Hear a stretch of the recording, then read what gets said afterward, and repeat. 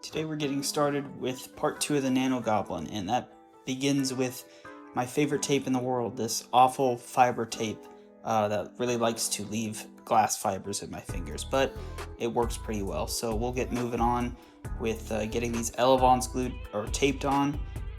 Ideally, you'd have it going parallel to the airflow, but this is relatively small application and it should be just fine. The fibers don't really give you anything in this scenario other than if one edge rips off, the chances of it all ripping off are reduced. But yeah, it's basically just a regular tape when you use it this way, just a little bit stronger. I'm making sure it's nice and sealed against the foam and against the plastic elevon there. I want to make sure it has pretty good grip because I do plan to take this Nano Goblin up to speed, so I really take my time and make sure I have all of the edges and the entire surface of the tape pushed into the foam as well as I can.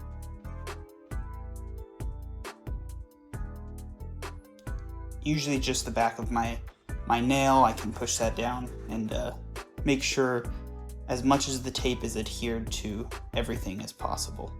I only have one piece of tape on the top side of the airfoil. I don't think it'll need anything more. It came out pretty well, and the elevon, the slim version, I'll have a link to that in the description below. I think it fits the Nano Goblin really well. On that, we do have the double horn elevons here. I think I mentioned in the last video. I get captured with some M3 hardware, and here you can see the push rod getting put into place. I didn't actually settle on this push rod. They were too long by just a few millimeters, so I did have to get some other push rods, but they are much stronger and I think are a better fit. You'll see them later in the video. But here, there you can see the clamping of the push rod. It's a really sturdy build. I had a little bit of PTSD, I think, from the previous setup just being way too weak, and so I probably went a little overkill there. There's a good 3-4 millimeters on each side of the push rod, as well as some washers in there to keep the distance, to keep it from wiggling in place. So it's a very, very sturdy elevon setup, or a push rod setup. Here I had to drill the hole for the servo, a little bit for the M2 hardware to fit in there. It was just a little bit too big, but it's working out really well. I should have put the push rod on the inside of the servo horn, but I had already printed the elevons, so I didn't really want to go back a step, redesign the elevons to move the horns slightly to the center of the plane to allow me to mount the push rods on the inside, but it's been okay so far, so I'm not too concerned with that.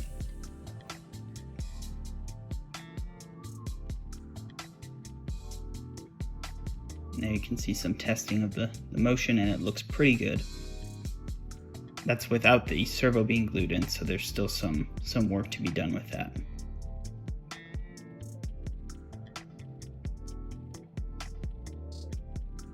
Now I've got the servos glued in pretty nice, just some E6000 and some tape on the bottom side of the wing to keep it in place. This is where I found out that I had the wrong push rods, and so I went back and moved on to other things while I waited for the good push rods to arrive, and I just got those on Amazon with a little bit of trial and error on the size.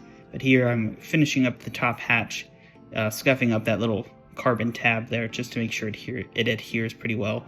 That one has been a little bit stubborn in my previous Nano Goblin builds. It likes to not really glue all that well, so I wanted to make sure I had some extra adhesion there.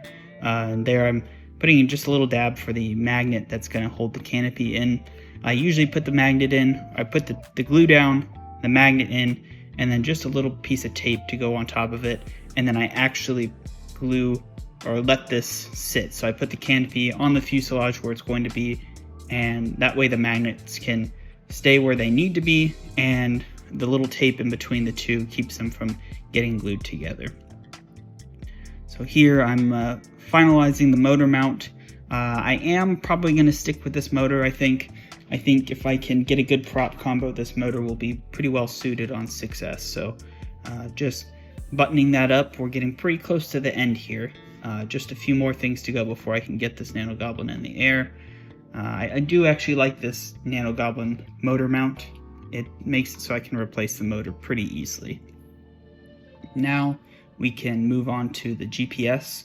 I like to put the GPS in the wing on the Nano Goblin. I bury it in the foam, and that's because there's no great way to keep it from getting interference. If I put it too close, too far forward, it's interfering with either the video transmitter or the battery, and too far back, I have that little carbon tab for the hatch potentially blocking it, and then also I have the RX Nano antenna coming out not too far behind that. So just in the wing, I trace it out on the foam, dig out the foam, and with these little M10 nanos, they basically weigh nothing, so I'm not too worried about weight, and they're relatively small depth-wise, so just a few, maybe 4 or 5 millimeters deep, and I can bury this GPS unit pretty securely into the foam. I don't even really need to glue it. If you don't want to, I usually just do a little dab underneath it, but there you can see it's nice and flush. Yeah, just one piece of tape over the top and it should be fine.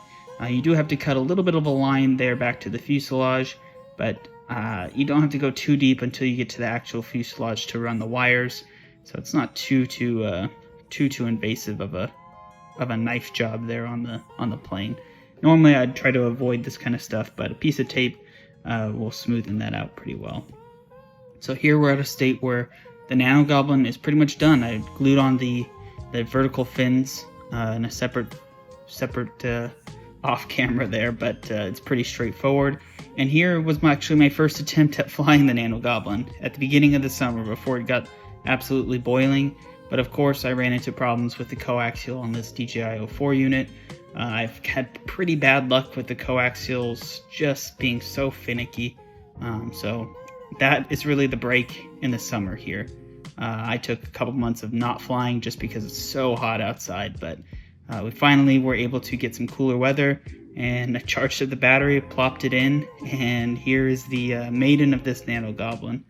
I'm slightly disappointed in the performance of it. I think I need to swap out some propellers here. This Gem Fan 3-inch 2.8 inch pitch just wasn't enough. Didn't have enough punch, didn't have enough top end. I was only getting to well, not even close to where the previous Nano Goblin was, so I do have some rethinking to do. I think this motor and battery combo is good.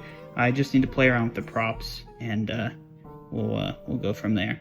And it did come back nice and safe, so we do have an intact Nano Goblin to do some testing on.